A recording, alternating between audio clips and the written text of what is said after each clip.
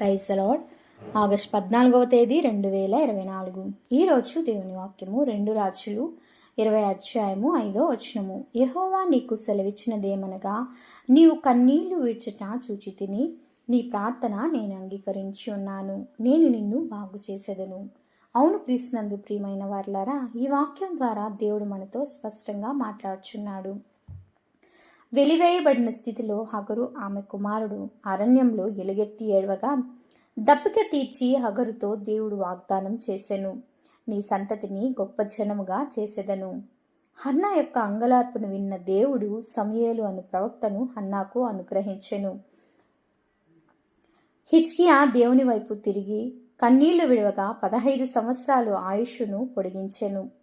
పాపాత్మురాలైన స్త్రీ యేసు పాదాలను కన్నీటితో కడగగా ఆమె విస్తారమైన పాపమును క్షమించెను.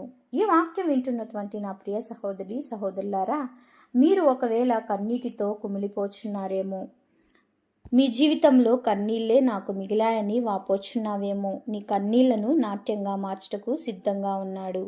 నీ ప్రార్థన అంగీకరించి ఉన్నాను, నిన్ను బాగు చేసేదను. ఆమెన్. ప్రేయర్ టవర్ మినిస్ట్రీస్లో మీ సహోదరి. God bless you all.